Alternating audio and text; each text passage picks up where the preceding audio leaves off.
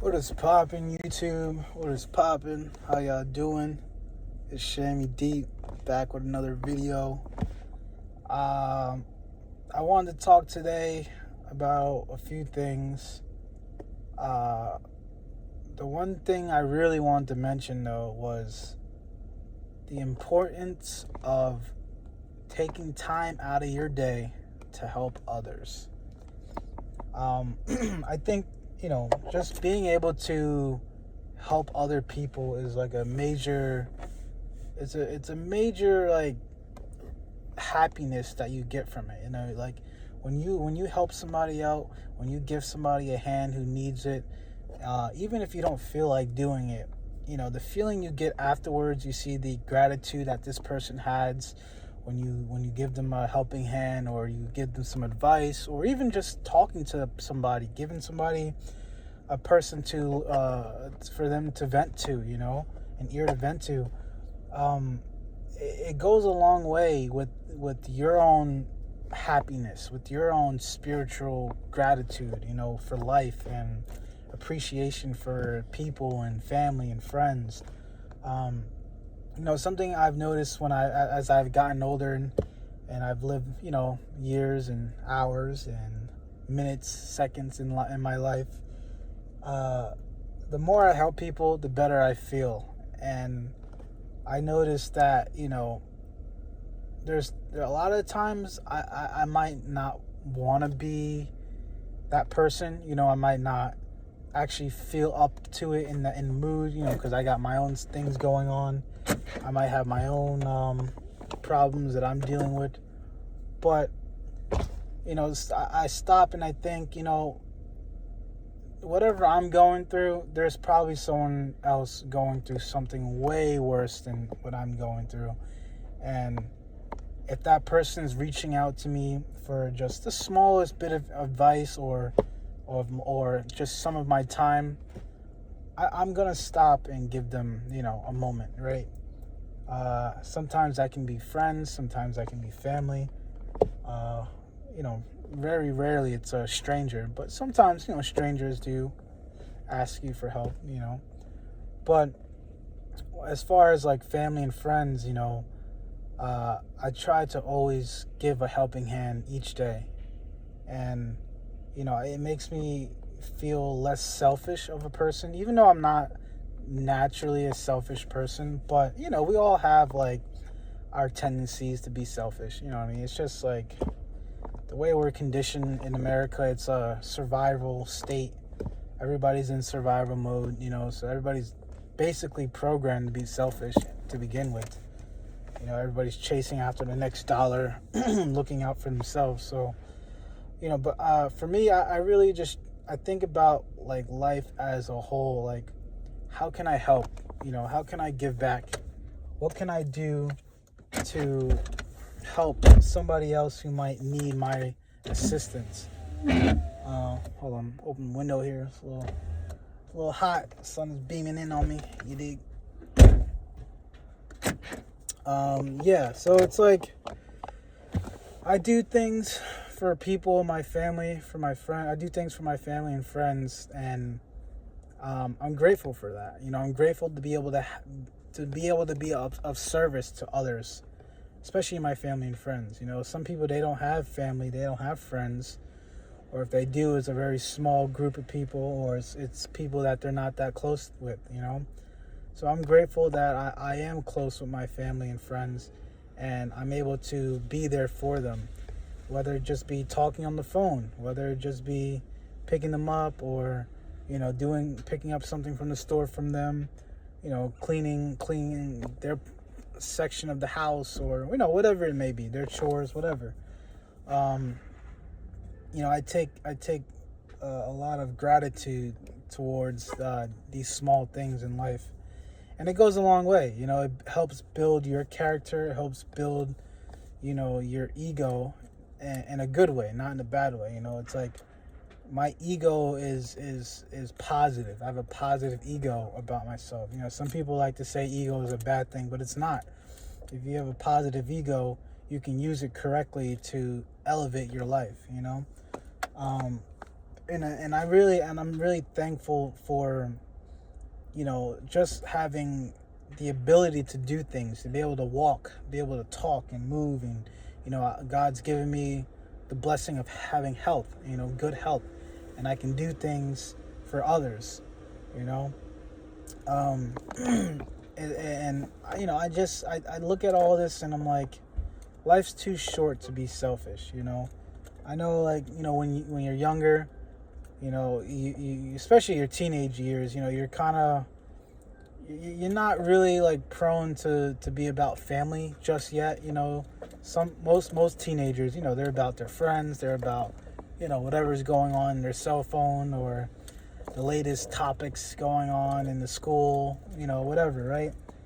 So they're trying to hang out, they're trying to be out and about, and I get it. I did that too. I was hanging out, whatever. But there comes a time where you got to give back to the ones who raised you, to the ones who helped raise you. Even if you don't think they did a lot, the people who took care of you, the people who fed you, who changed your diaper, who, make sure you were warm, you got to do what you can to give back to those people. And especially if you're still, fortunate enough to have those type of people around in your life still, you have to give back. Life is all about returning the favor. Somebody does something for you, you return the favor with something else, right? Something else that's equally as good. And you're gonna notice that's gonna help you mature. It's gonna help your attitude, how you approach life and how you approach people and situations. I know some young people, they don't even want to be bothered with their family or older relatives, or let's say just people in their community. They don't want to be bothered, and it's like you can't look at life like that. You got to look at the older generation as they are the ones who help you get here. They're the ones who made sure that you were taken care of, or you had a good community to grow up in, a good household to grow up in. Not all, and obviously not everybody who's older than you has done the right things. Obviously there's a lot of older people who did a lot of bad things, and, I don't want to go into that, but essentially what I'm saying is you got to respect your elders. And even if you don't feel like doing something, you don't feel like talking, you just got to suck it up and be like, you know what, let me just answer, see what, this person's got to say. Even if they're not calling about anything, they could just to hear your voice, they just want to hear your voice, just to have someone to talk to, pick up the phone, engage in the conversation. Don't just say, yeah, not looking people in the eye, and just being real short. You gotta be more conscious about how you interact with people, especially these young kids. They don't have the mental capacity to hold a conversation with people. It's like a lot of them, their minds are racing. They're trying to get to the next app and scroll and see what's going on in the apps. But you got to realize the apps are not real. The apps are fake. Everything you see on your phone is fake. It's not in the physical world. Like right now I'm out and about, right? I'm in a parking lot. I see people moving. I see people, going about their day, right? These are real things happening in real time. If I'm on the phone and I see people on the phone, that's not real. And with AI, you really can't tell if everything is real or not. You know what I mean? So it's like you have to disengage with the phone. You got to disengage with the social media and the apps, because none of that stuff is real. Those are not real interactions you're having with people. Life is all about having interactions with real people, face to face. You being able to see the body language of somebody, whether they like you or they not like you, or they feel comfortable with you or they don't feel comfortable. You have to be able to interpret these things and analyze it. And a lot of young people can't do that because they don't have enough practice doing that. They're spending I was on YouTube the other day, and I was looking up a lot of videos of Japanese culture, right? And there was one video in particular that was talking about how young Japanese people, how do they use social media. And this guy was going around Tokyo asking people, young people, how much time do you spend on your phone or on TikTok or the apps? This one girl, these two girls, they're probably like, 21, maybe 22, in their 20s, right? She was saying she spends 8 hours a day scrolling on TikTok. I was like, 8 hours a day? 8 hours a day scrolling on TikTok? Isn't that like 1/3 of your day? Like, that's crazy. And I'm like, yo, like, she's not having... So, all right, you spend 8 hours on TikTok. You sleep for, let's say you sleep for about 8 hours, right? Most people sleep for about 7 to 8, right? So right there, you got 16 hours already just sleeping in TikTok. And now you only have 8 hours of your actual interactions in the real world. Like, what you're trying to do for yourself in the real world. Like, do you work? Does she work? Does she go to school? Like, I don't understand how you can spend 8 hours on TikTok. Unless you're making like money from these apps, unless like your business is like centered around you being on TikTok for 8 hours and you're posting content. Okay, I can understand why you would spend 8 hours on TikTok that way. But just scrolling, because the way she put it, she was just scrolling. It wasn't like she had business. She was just having a good old time. So, I mean, she might not be on TikTok for 8 hours straight, but I'm sure she's like breaking it up, an hour here, 2 hours there, right? That's a lot of time. That's a lot of time to be on a stream, on something that's not real, right? That's a whole lot of time to be on something that's not real.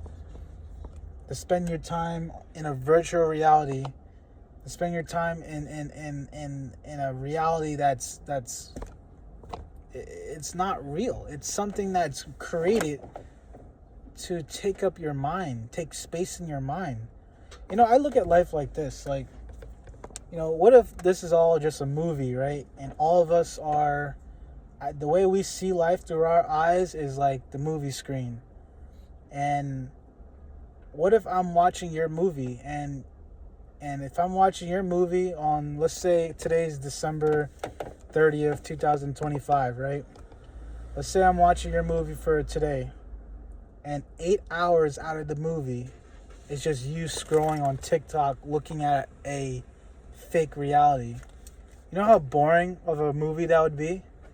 Like, I would rather watch like 8 hours of somebody just doing like normal everyday stuff, like, chopping onions, sweeping the porch, driving to the store. Like, I would rather watch 8 hours of that than watch somebody just scroll through TikTok looking at fake stuff.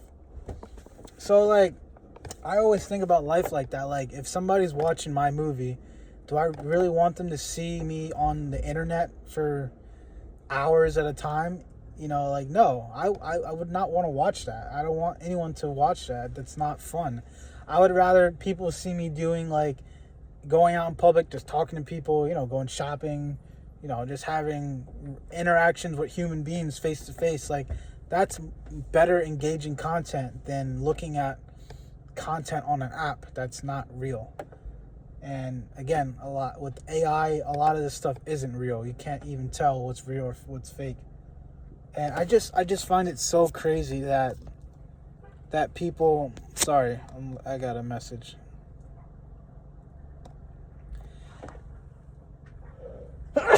Excuse me. I just find it so crazy how this young generation, that's like what they're all about. They're all about the scrolling.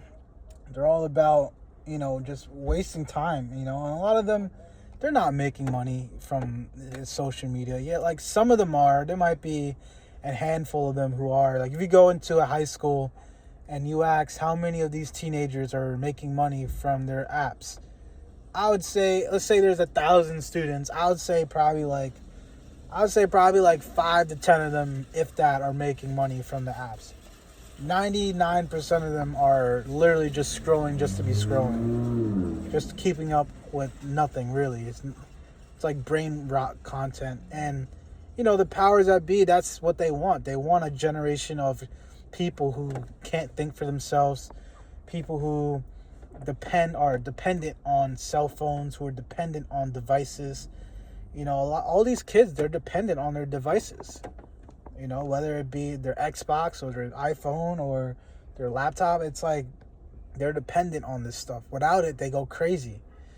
Like, even, like, I grew up in a generation where, like, when I was in middle school, like, that's when, like, cell phones were becoming a thing. Like, cell phones were definitely a thing before them, but it wasn't, like, that big of a thing. Like, everyone had cell phones, but, like, there was no social media. Now, I had MySpace back in the day. Like, I was on MySpace in, like, 5th, 6th grade. I had MySpace.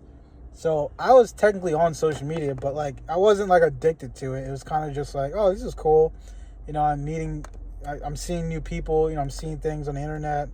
It was cool. Like, MySpace was dope. Like, yeah, you can customize your page. You can have your own music. Like, MySpace was fire, yo. Honestly, I miss MySpace. Like Instagram is so whack compared to even Facebook is whack. Like Facebook, you can't customize your page like you could do on MySpace. Like, so when Facebook came about, Facebook blew up, and a lot of my generation were on Facebook, and I would say we were definitely addicted to the Facebook, because I remember coming home from school and, like, right away just going on Facebook, like, because you got the red alerts, the red little numbers, notification numbers, like that would, like, trigger, like, a dopamine response, like, ooh, I got a notification, ooh, I got a message, ooh, I got a friend request. So it's like, I remember, like, actually being addicted to Facebook back then. Like, literally as soon as I got home, didn't barely put my bag down, I'm already logged into Facebook checking my apps, and, like, I would see, like, my classmates, they were already logged in too. Like, it wasn't even like 30 minutes after we left school, and, like, they're already on Facebook, like, just chatting. We had AOL, AIM. I don't know if some of you remember AIM. AIM was fire. I used to love AIM. I used to talk to mad biddies on AIM. So, I do remember a time where we were definitely addicted to that stuff. And then, we had video games. I had PS3, I had PS2, PS3. So, my day at school would go by, and then as soon as I got home, I'm playing video games. I'm on Facebook, I'm on AIM, I'm on YouTube, doing whatever. So I get it, like, as a kid, like, you're interested in these things. But what also saved me was that I was in sports. I was in, different clubs and activities. So I couldn't just sit on the computer or on the game for, like, 10 hours after school. Like, I literally had other things to do. And then you had homework. Some parents, they're not good parents, and they don't, they're not on top of you with those things. And that's a shame, because as a parent, you need to be on top of your child on what they do outside of school. It's not just sending them to school and that's it. Like, no, you got to teach your child other things outside of school, things that the school is not teaching. It's more than just having, education system in your town. It's actually, like, developing kids and that can grow up to be something, and teaching them how to do stuff. So, I was fortunate that I was always interested in playing sports. I did every type of sport there was. I was in football, basketball, baseball, wrestling. I didn't play soccer for no team, but I like playing soccer in recess, whatever. But I was on the track team. I was in music. I was in a band. I was in the school band. I played the trombone. So I kept busy. My childhood, I always kept busy. I didn't, even though I was kind of, like, lazy, but, like, I still, like, was interested in doing things. The problem today is these kids are not interested in doing any of these stuff.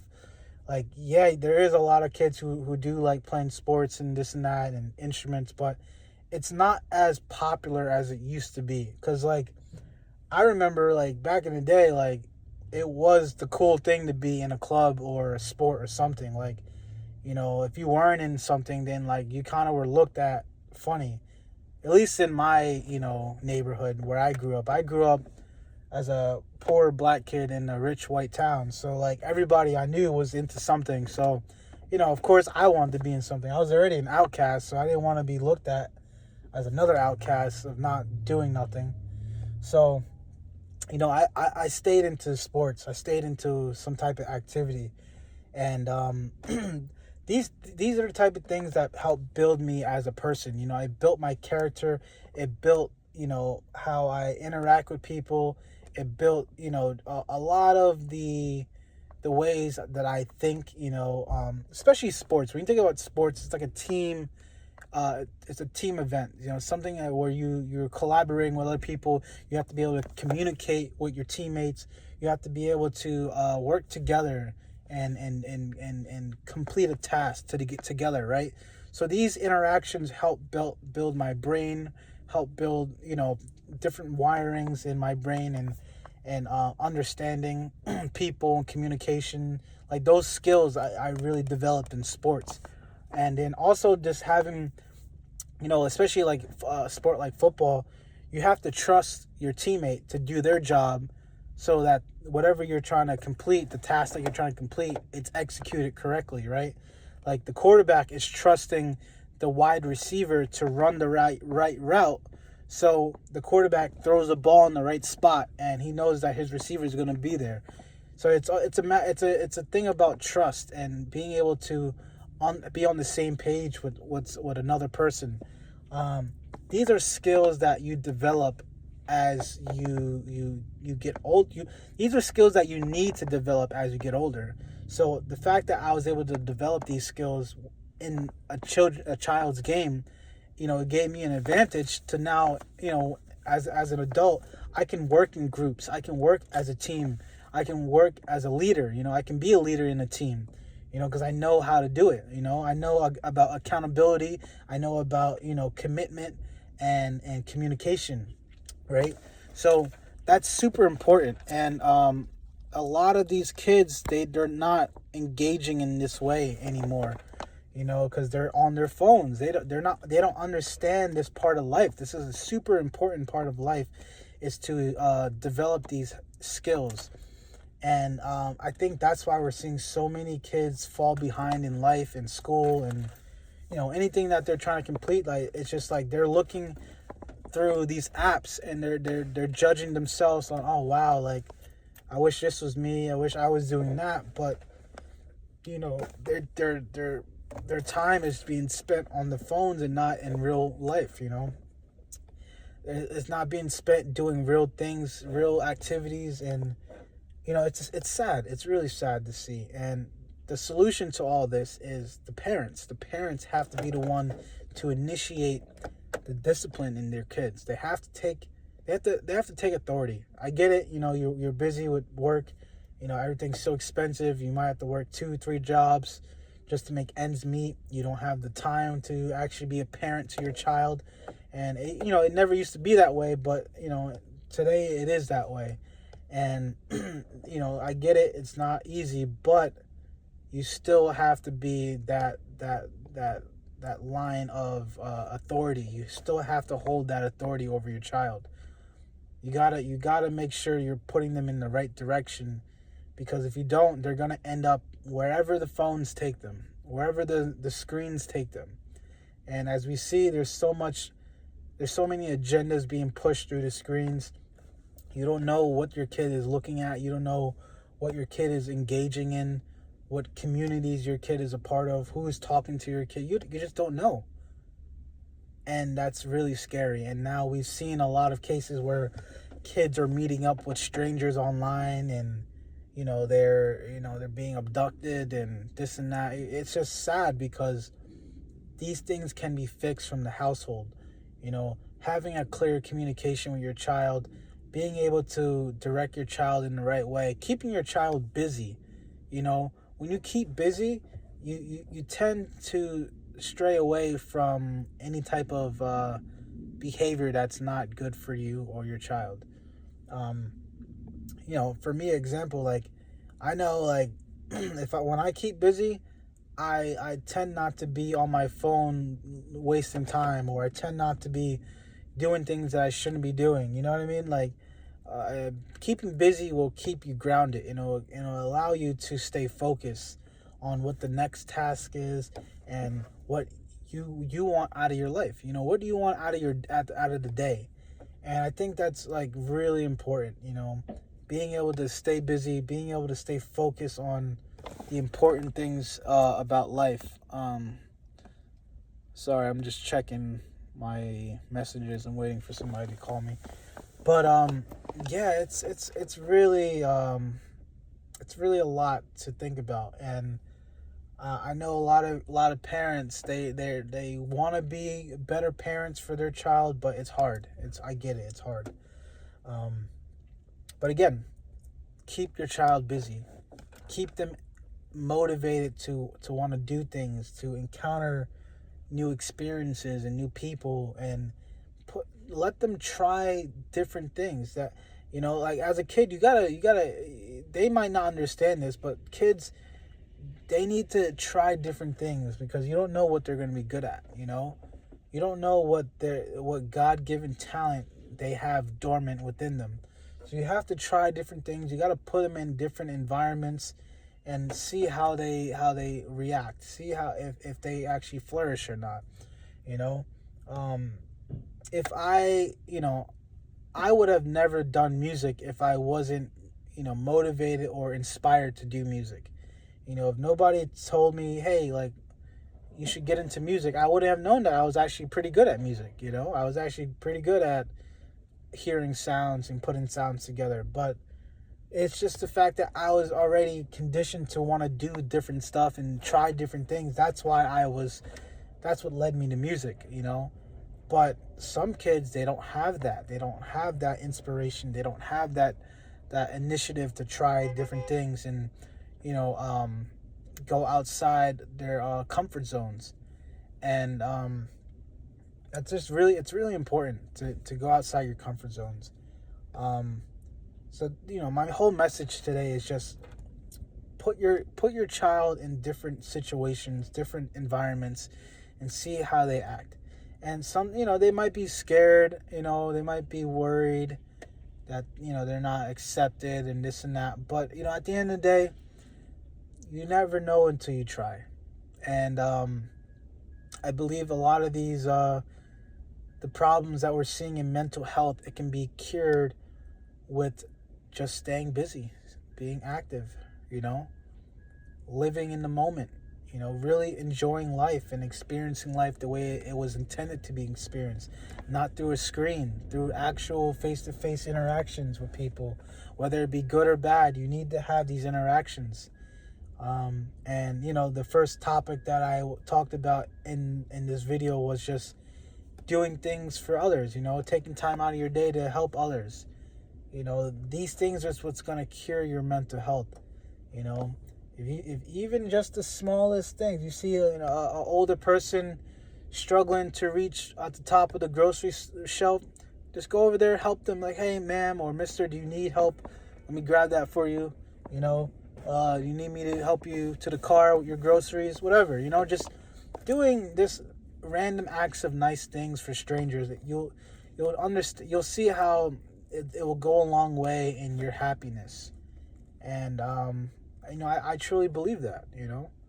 So I just wanted to get on here, let's talk for a little bit. I had a little bit of free time while I'm in the parking lot waiting for somebody, and I just had this message in my mind and on my heart, and I just felt like I needed to get it out. And I'm glad I was able to, and I hope that what I said was concise information, and you can take it and apply it to your life, because I apply it every day to my life.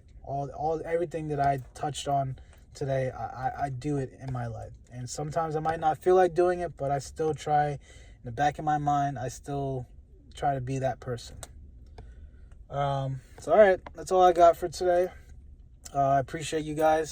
Thank you for listening. If you're this far, peace.